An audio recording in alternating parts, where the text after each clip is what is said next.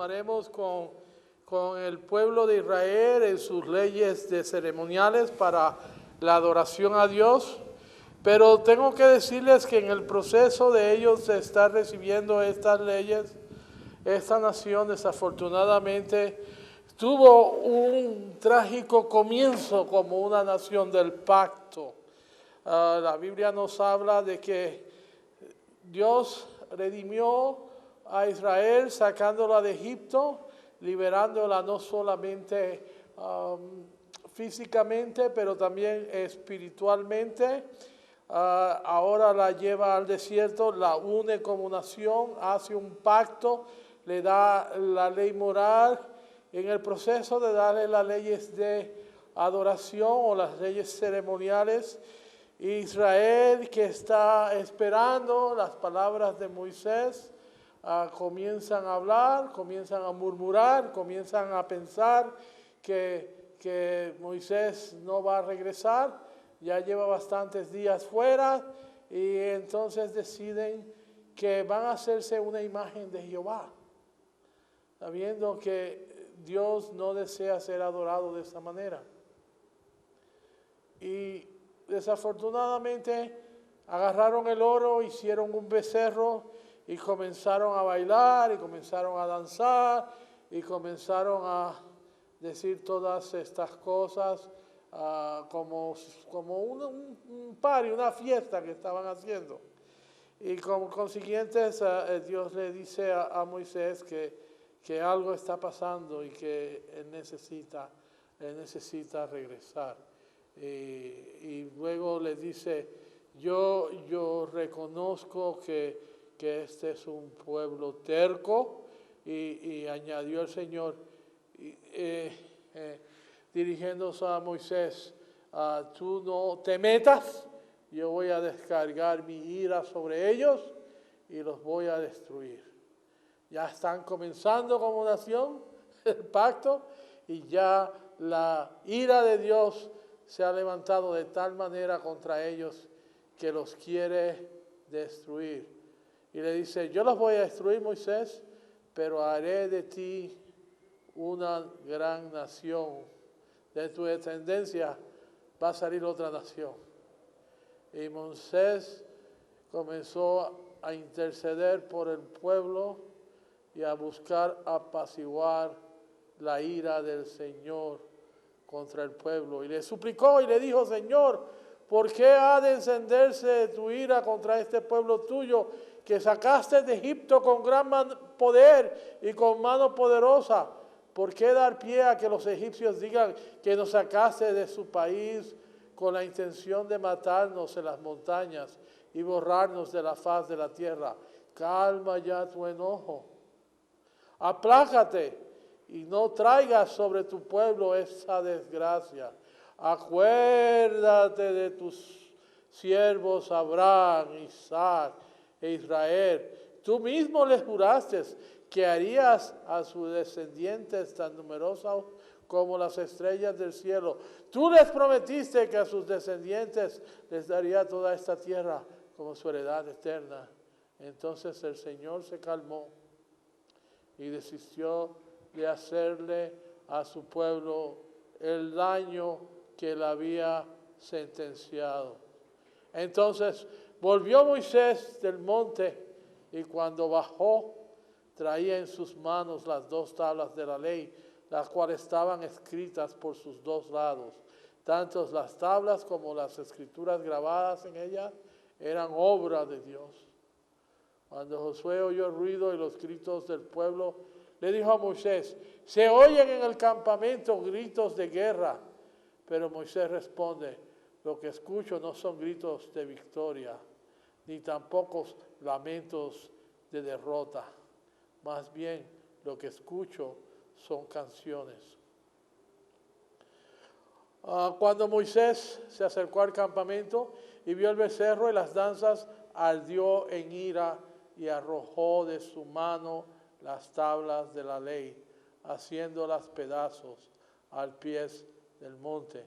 Tomó entonces el becerro que habían hecho, lo arrojó al fuego, y luego de machacarlo hasta hacerlo polvo, lo esparció en el agua y se la dio a beber a los israelitas.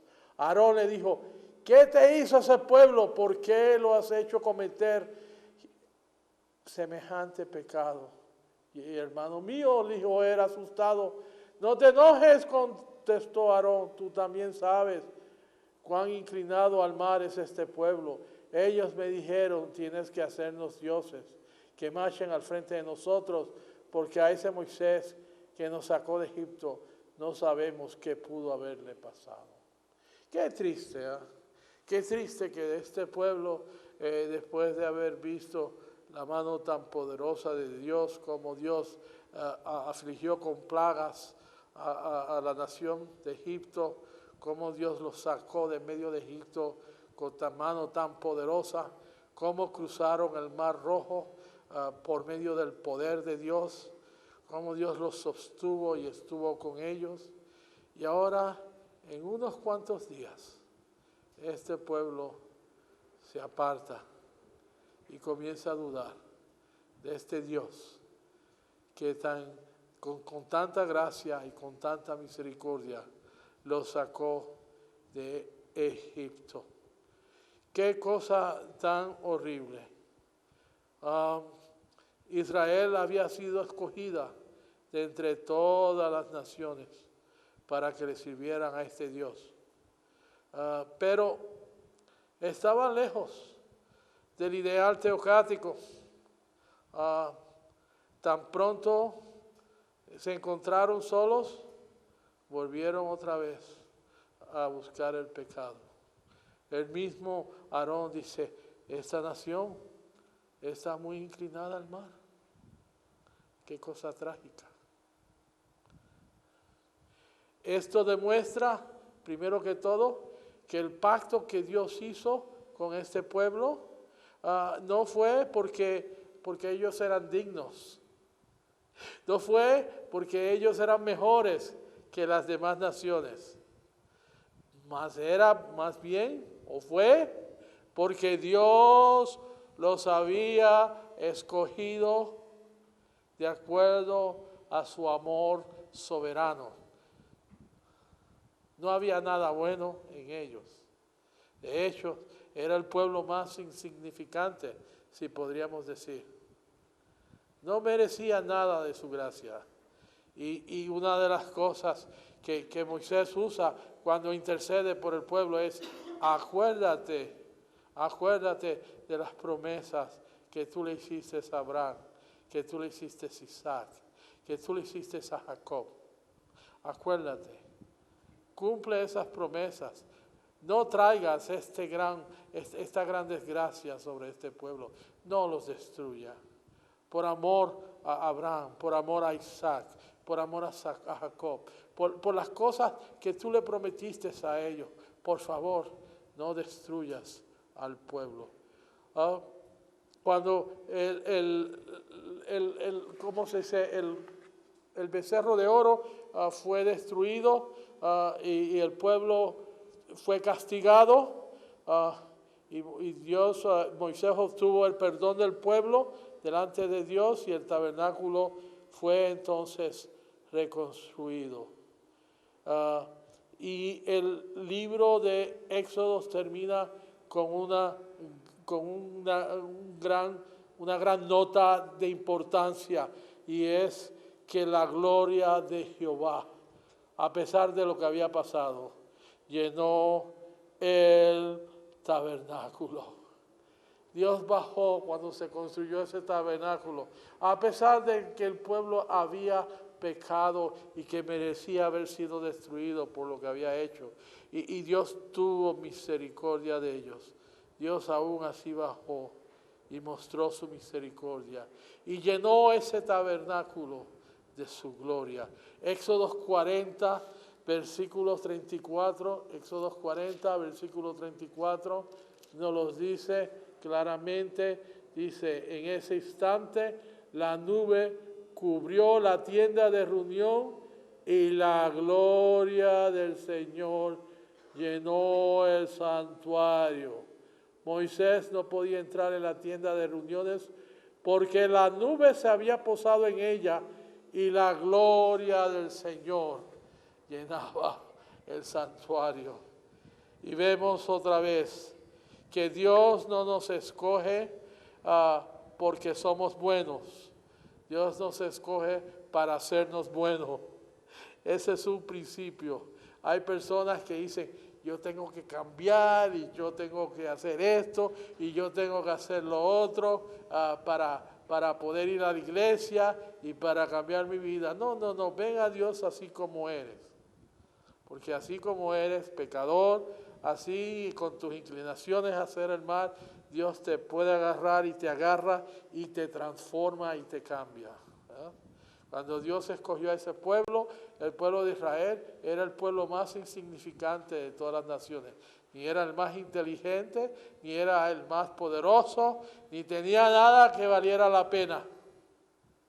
Pero Dios lo escogió debido a su amor soberano y lo escogió con un propósito. Así como hizo con Jacob, que lo escogió siendo malo, para después hacerlo un hombre piadoso, así nos escoge a nosotros cuando somos malos y pecadores, para hacernos hombres de Dios y hombres justos y hombres dedicados a Él. Vemos que a pesar de ellos merecer ser destruidos, Dios aún así les mostró misericordia y llenó el tabernáculo de su gloria. Gracias a Dios por eso. Ahora continuamos con el libro de Levíticos. En el libro de Levíticos encontramos que Dios continúa dándoles esas leyes a la nación del pacto, esas leyes que lo están organizando como una teocracia, pero más bien esas leyes que están intencionadas para que ellos puedan vivir una vida santa delante de Dios, por medio de la adoración y por medio del comportamiento delante de Dios. Así que Levítico vamos a ver que es un libro de leyes, pero es un libro de leyes divinas. Son leyes que Dios le da al pueblo para que lo adoren y para que le sirvan y para que muestren por medio de estas leyes servicio en ofrecer estas leyes, en someterse a estas leyes, en hacer a estas leyes una forma de adoración a Dios y una forma de servicio a Dios. Así que del capítulo 1 al capítulo 16 de Levítico vamos a encontrar leyes que tienen que ver con la adoración santa a Dios. Adoración santa a Dios. Y del capítulo 17 al 27 de Levíticos vamos a encontrar leyes que tienen que ver con una vida santa delante de Dios. Vida santa delante de Dios. Tienen que ver con relaciones, cómo debo comportarme yo con mi suegra, cómo me debo comportar con la esposa de mi hermano, como, así por el estilo, cómo me debo comportar con mi madre o con mi hermana, y cuál es mi comportamiento y la relación que todos debemos de tener, entre algunos de los ejemplos. Pero vamos a comenzar con el hecho de que ya en Éxodo ellos ya recibieron el tabernáculo, el lugar donde ellos iban a adorar a Dios. También sabemos que en parte de ese lugar en el tabernáculo era un lugar designado para la enseñanza de Israel. ¿Cómo esto enseñaba la enseñanza de Israel? Bueno, enseñaba cómo era el hombre pecaminoso y cómo él necesitaba tener una relación con Dios. En Levíticos encontramos una dirección dada en relación a los sacrificios primordiales, las primicias, los medios de adoración que se iban a usar en el tabernáculo. Era una enseñanza. Cada uno de esos sacrificios significaba algo muy importante. El primer sacrificio que aparece lo encontramos en Levíticos capítulo 1 y se llama el holocausto. El holocausto era un sacrificio muy importante. Se necesitaba el novillo o un cordero o una cabra, es decir, eran de naturaleza un novino o un bovino, ¿no? Bovino se dice. Y cuando es carne de vaca o se le dice, se le tiene otro nombre, se le usa de ganado, holocausto es de ganado vacuno. En el barco se ofrece holocausto, debe ser a ganado vacuno deberá presentar a un macho sin defecto a la entrada de reunión, así será, o dice así: cuando alguno de ustedes traiga una ofrenda al Señor, deberá presentar un animal de ganado vacuno o ovino. El vacuno tendría que ser con lo que llamamos nosotros carne de vaca o carne así por el estilo. Y el otro debería ser una carne ya sea de cordero o de, como decimos, de carnerito, ¿no? De esos que tienen los cuernitos. Y estos sacrificios, este era el sacrificio importante, era un sacrificio donde se presentaba delante del sacerdote la persona con este novillo, con este cordero o con una cabrita. Y si era pobre, usaba un ave, ya sea una tórtora o pichón de paloma. Y si era muy pobre, esto era lo que tenía que hacer, uno de estos animalitos. El consumo era total del animal y tenía que ser, cada animal que se presentaba tenía que ser un animal sin defecto. Era un acto voluntario de la persona, era llamada a hacerlo, es un acto voluntario de adoración. Y este acto voluntario de adoración, este holocausto que él presentaba, era por la expiación por los pecados no intencionales en general, expresión de devoción a Dios y dedicación y completa entrega a Dios. En otras palabras, la persona que venía con este sacrificio venía a presentarse delante de Dios y presentar un sacrificio por sus pecados. Eran sus pecados lo que él intencionaba presentar con este corderito o con este animal o con esta cabra o este bovino o con esta ave. Y este era una cosa que significaba su devoción a Dios, su dedicación y su completa sumisión y entrega a Dios. No estaba obligado a hacerlo. Y una de las cosas muy importantes que Dios nos deja saber acerca de estos sacrificios era que el sacrificio debía representar constricción en el corazón. Es decir, no era un rito superficial por fuera, pero debía representar algo de constricción, algo que estaba pasando en el corazón de la persona. De hecho, más tarde estos ritos, estos sacrificios se van a convertir como en ritos que la gente simplemente los hace por hacerlos. Como mucha gente hoy en día que va a la iglesia simplemente por ir a la iglesia. Esta gente hacía estos ritos simplemente porque era una tradición, al punto que Dios dice en Isaías que aborrece esos sacrificios, que les da asco esos sacrificios, que no quiere saber de esos sacrificios, porque no representan la constricción del corazón de la persona.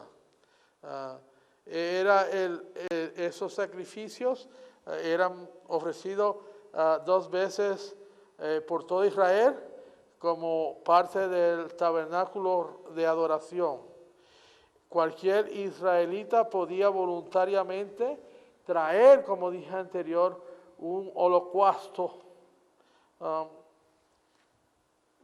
Entre otras cosas, el adorador que presentaba este sacrificio, ya fuera lo que habíamos dicho, debía de presentarlo dentro de este tabernáculo, y cuando lo presentaba, el sacerdote lo ponía en el altar, y él ponía sus manos sobre el corderito, y mientras él ponía sus manos sobre el corderito, el sacerdote venía y ¡guau!, le cortaba la cabeza, y ahí había un derramamiento de sangre.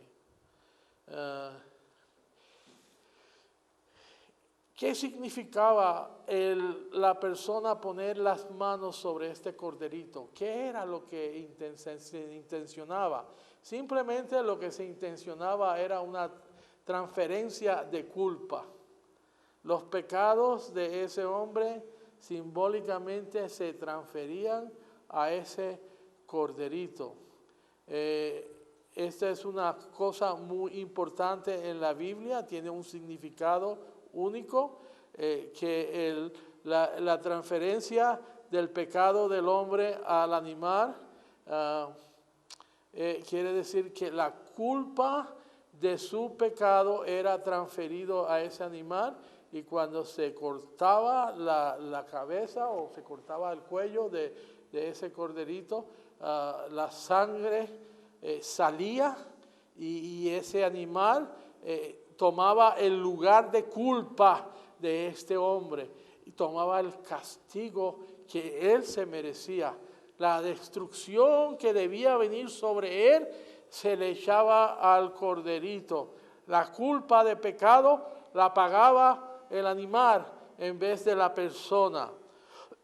Esa era la idea de sacrificio en el Antiguo Testamento. En la expiación, cubrir el pecado. Cubrir el pecado. La sangre de ese animal cubría el pecado, quitaba el pecado. No que directamente quitaba el pecado, porque la Biblia claramente nos dice en el Nuevo Testamento que la sangre de estos animales de ninguna manera, en el libro de Hebreos, de ninguna manera quitaba el pecado, pero era un simbolismo de Cristo, un simbolismo del Cordero de Dios que un día iba a venir y dar su vida en el Calvario. Él representaba a este animalito, representaba a Cristo, representaba el sacrificio de Cristo, como habíamos dicho anteriormente, y este animalito, cuando Dios miraba a este animal, miraba a la sangre de Cristo que había sido derramada antes de que el mundo fuese, posicionalmente delante de Dios.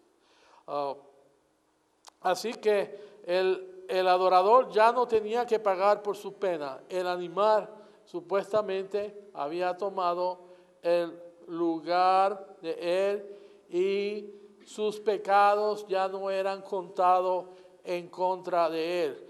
Cuando el sacerdote agarraba la sangre y la rociaba en el altar, significaba que esto era lo que había sucedido.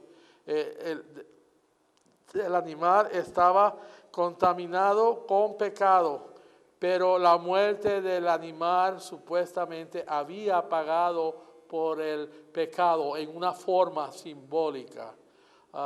Consecuentemente, la sangre del animal que representaba su vida no estaba considerada como pecado, ya que esa sangre se sacaba para cubrir el pecado de la persona. Estaba derramada sobre el altar como una ofrenda de que Jehová miraba esa sangre, y al mirar esa sangre perdonaba a la persona. Y esto nos trae al clímax de este holocausto. ¿Cuál es el clímax? El clímax de este holocausto es que debido a que el pecado es removido y el adorador está perdonado por medio de este sacrificio, este animal es quemado en el altar. Quemado en el altar. Es decir, nada de este animal es dejado. todo el animal es destruido. No solamente se saca su sangre y se derrama como un acto de que Dios cubre el pecado de la persona, pero el animal mismo se quema, lo queman completamente. ¿Por qué debe ser este animal quemado? ¿Qué simboliza? El quemar el animal representa la consagración del adorador delante de Dios. Que esto es una olor, el haber quemado este animal es un olor grato delante de nuestro Señor. El quemar este animal representa ante todo que Él ha sido limpiado de su pecado y que ahora Él está aceptado y Dios está complacido con Él. Estas ofrendas eran ofrecidas en Israel 2 veces al día y el propósito era de que esta nación pudiera expresar, pudiera reconocer que era pecaminosa y que simbólicamente había sido expiada por medio del pecado, que su pecado es expiado y que Dios estaba dispuesto a perdonarlos y que Dios estaba dispuesto a traerles salvación. Pero el sacrificio, el humo que subía de este sacrificio, ascendía delante de Dios, declaraba que esta nación del pacto se estaba ofreciendo delante de Dios como una nación que se estaba dedicando a Él y que Dios estaba complacido con ellos. Así que déjeme sumarizar esto porque es un poco complicado, yo lo entiendo, aún hasta poderlo expresar a veces con palabras es un poco difícil, pero esto es el punto es que esta nación tenía que hacer holocaustos porque era una nación pecaminosa. Y cada vez que ellos hacían este holocausto, la culpa del pecado que ellos cometían era transferida simbólicamente en el animal. La sangre, que no era pecado, era la que se echaba sobre el altar y se rociaba como simbolismo de que el pecado de esta persona era cubierto y ya Dios no lo iba a tener contra él. El hecho de que se quemaba el animal era una consagración de la persona ante Dios. Y el humo que subía era una representación de que esta nación del pacto estaba dedicada a Dios y que Dios estaba complacida con ella. Era una situación especial. Podemos entender por esto que era un retrato, un cuadro, un simbolismo de Cristo y del sacrificio que Cristo vino a hacer por nosotros. Una cosa hermosa, una cosa bella, una cosa que no solamente cubre nuestro pecado de una vez y para siempre, pero que también nos consagra a Dios y que también hace que Dios esté complacido con nosotros. Muy bien, continuemos. También tenemos otra clase de ofrenda o sacrificio que se llamó la ofrenda del cereal. Esta ofrenda estaba conectada muy de cerca con la ofrenda del holocausto. Muchas veces era presentada con la ofrenda del holocausto. Esta ofrenda no era de carne, sino que se llamaba la ofrenda del cereal porque se usaban granos, se usaba flor de harina, se usaba aceite de oliva, se usaba incienso, se usaba panes de flor de harina amasados con aceite, se usaba sal y se usaba también que no tuviera levadura la harina, acompañaban al holocausto y en otras ocasiones la ofrenda de comunión. Y esta ofrenda de cereal era un acto voluntario de adoración, otra vez, reconocimiento de la provisión de Dios, de la bondad de Dios y de la devoción a Dios. Las personas que hacían estas cosas significaba una consagración a Dios. Más que todo, yo estoy consagrándome a Dios porque yo reconozco que Dios es el que provee por mí, el que cuida por mí, el que me da todas las cosas que yo necesito. El quemar esta ofrenda simboliza la consagración de la persona completa. Es una consagración para una vida santa. No es muy diferente de lo que nosotros somos llamados a hacer. Cada día que yo me levanto como hijo de Dios, yo debo consagrarme a Dios. Yo debo decir, en este día es tu día, ayúdame a vivirlo en una forma en que yo pueda complacerte. Ayúdame a vivirlo en una forma en que yo pueda vivir una vida santa delante de mí. Ayúdame a vivir en una forma en que todo lo que yo haga y todo lo que yo diga pueda traerte honra y gloria. Y era un simbolismo de algo muy hermoso que iba a suceder en el pueblo cristiano y que muchas veces lo ignoramos. Que nosotros como hijos de Dios debemos de mañana y de tarde consagrarnos a Dios. Consagrarnos a Dios para que decidir y pedirle, y no solamente decidir y pedirle, pero que Él nos dé la fuerza y Él nos dé lo que necesitamos espiritualmente para vivir vidas dedicadas a Él, vidas santas a Él. Otra de las ofrendas que encontramos que se ofrecía en el Antiguo Testamento era la ofrenda de comunión, otros la llaman la ofrenda de la paz. Era cualquier animal de ganado sin defecto y variedad de panes. Esta se encuentra en el capítulo 3, versículo 3:7 y en versículo 3, Levítico 3 y 7 del 11 al 34. En esta ofrenda encontramos que el animal no era completamente quemado.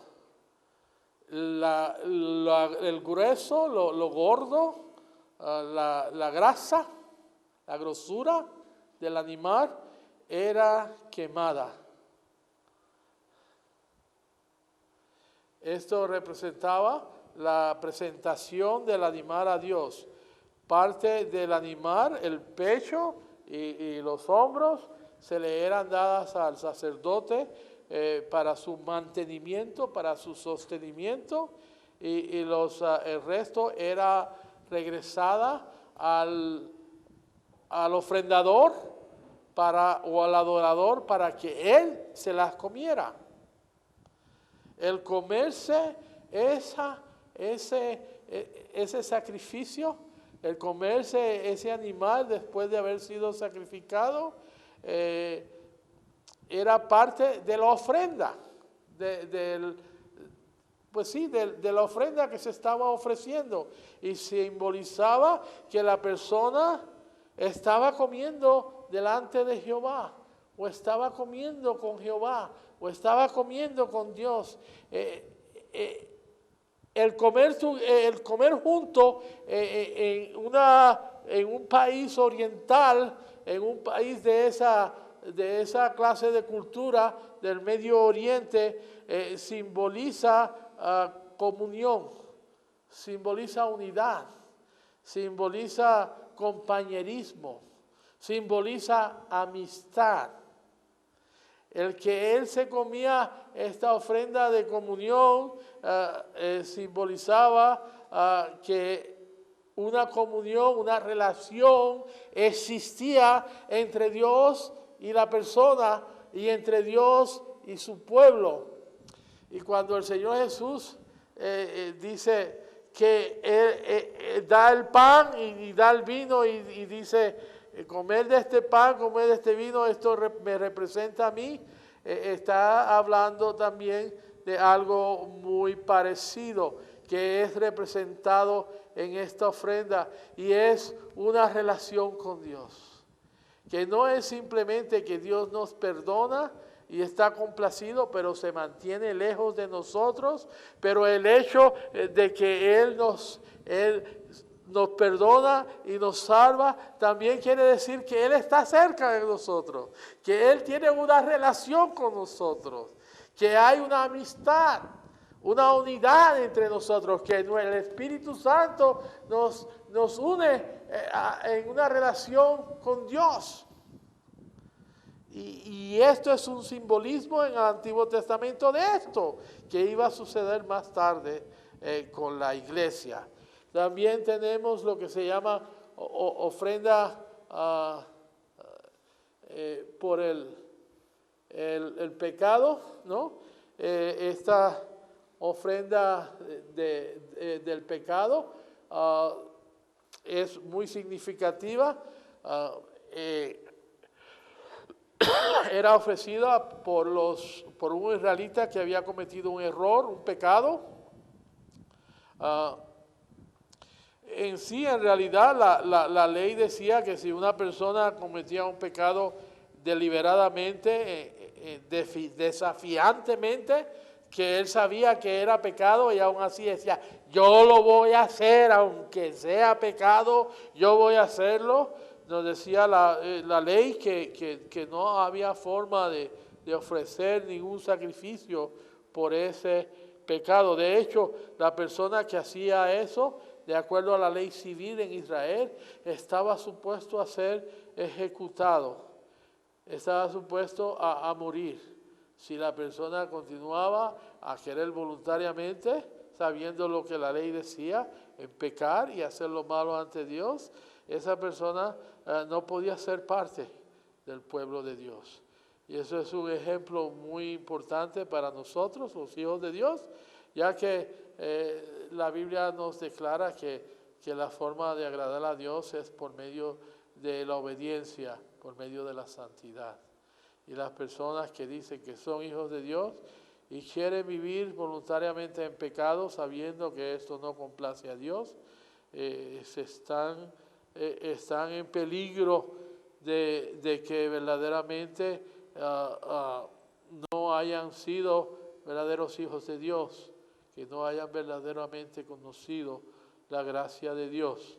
Así que con esto los dejo en esta pecado de ofrenda. El animal era cortado, era muerto, era puesto a muerte. La sangre de este animal era traído ante la presencia de Dios, era derramada en el altar. Normalmente se echaba ante unos cuernos que había en el altar, o se le aplicaba el incienso, y entonces parte de ese animal era quemado delante de Dios, y el resto era dispuesto en una forma dignificante que significaba que era santo. El ofrecimiento de esta ofrenda significaba que la culpa del transgresor se había eliminado. Pero acuérdense que esto era un error, un pecado que se había cometido en error. Una cosa que la persona había cometido que no intencionaba hacerlo, pero que de alguna manera terminó a hacerlo. Era un pecado muchas veces por omisión, era un pecado que quizás por falta de voluntad había caído en ese pecado. Era un pecado en que la persona había caído porque no había podido resistir la tentación. Era un pecado que había cometido en el calor de una pasión, de que se había enojado y había hecho lo malo delante de Dios. Tenemos las ofrendas Ah, también que continúa es la ofrenda expiatoria. Esta ofrenda era hecha con un carnero con una oveja o cabra o sin defecto. Y el propósito de este sacrificio estaba conectado con un pecado por una ofrenda. No es una cosa que era algo de que una persona había cometido una falta en que había invadido los derechos de otro. Una cosa es que una persona haya pecado, había caído en tentación y le haya, por ejemplo, robado algo a un hermano. No era intencional en el sentido de que él desafiaba, pero cayó en la tentación y le robó algo al hermano. Esta persona tenía que presentar una ofrenda por ese pecado. Tenía que devolver lo que había robado, que es muy importante. No solamente era haber robado, pero simplemente la sustitución que él tenía que presentar. Él tenía que presentar una sustitución por ese pecado. Tenía que sustituir el pecado que había cometido.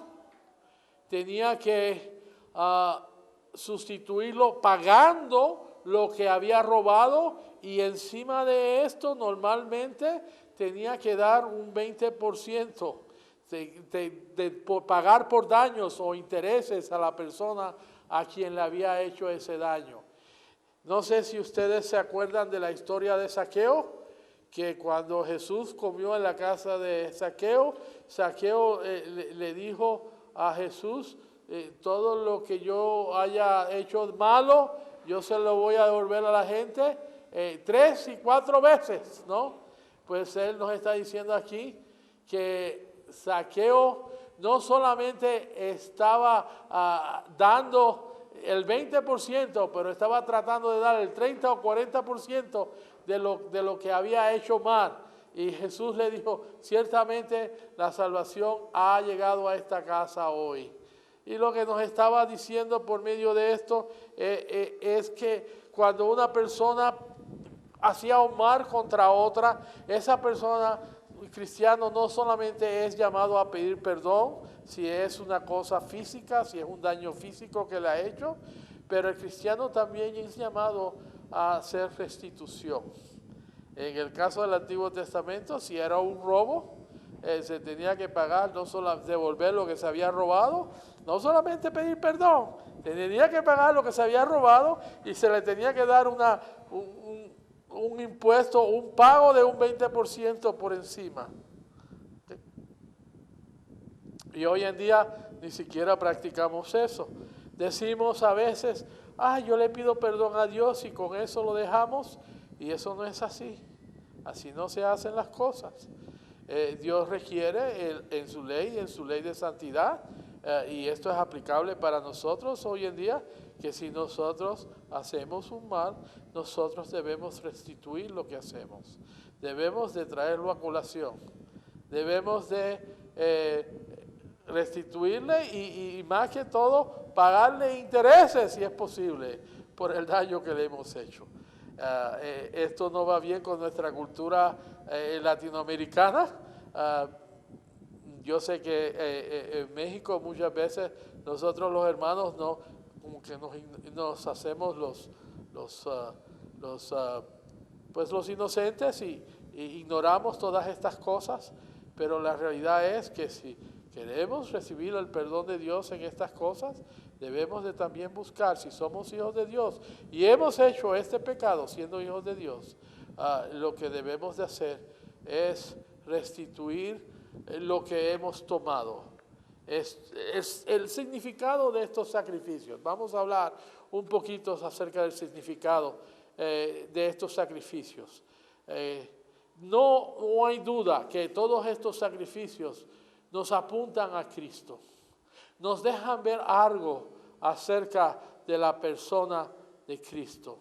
Nos dejan también que estos sacrificios en sí mismos no eran suficientes El creyente del Antiguo Testamento que era piadoso y adorador, reconocía este hecho.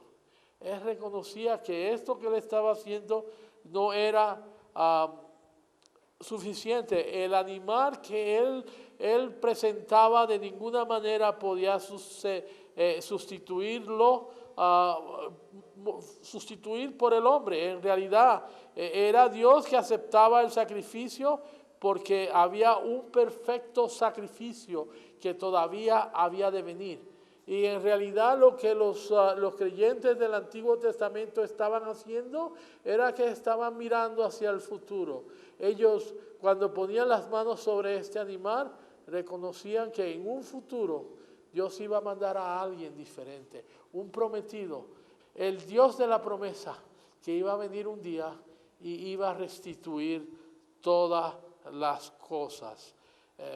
El Nuevo Testamento nos deja ver esto claramente. Es claro que Cristo representa los sacrificios levíticos. El morir del animal es una representación de Cristo. Es claro que su muerte es un perfecto sacrificio. Es claro que la muerte o el sacrificio que hacía el sumo sacerdote también representa un factor de Cristo, que ahora Cristo que está en los cielos también es un sumo sacerdote por nuestros pecados, porque Él expió por nuestros pecados. Es una sombra. Todos estos sacrificios en el Antiguo Testamento son una sombra de lo que Cristo iba a hacer. Es en esta adoración que el pueblo de Dios hacía en el Antiguo Testamento, los apuntaba hacia Cristo. Los apuntaba a aquel prometido de Dios, que un día iba a venir y darnos la redención.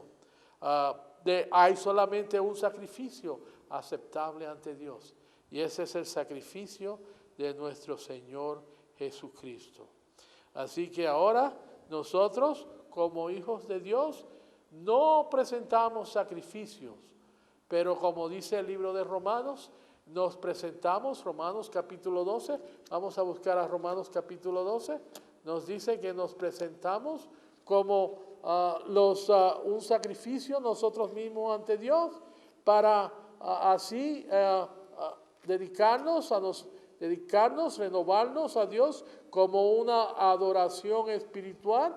Dice así: por tanto, hermanos, tomando en cuenta la misericordia de Dios, les ruego que cada uno de ustedes en adoración espiritual ofrezca su cuerpo como sacrificio vivo, santo y agradable a Dios. Así que el sacrificio que nosotros ofrecemos como hijos de Dios en este día no es el sacrificio de un corderito, ya eso no es necesario, pero nos ofrecemos a nosotros mismos como un sacrificio delante de Dios.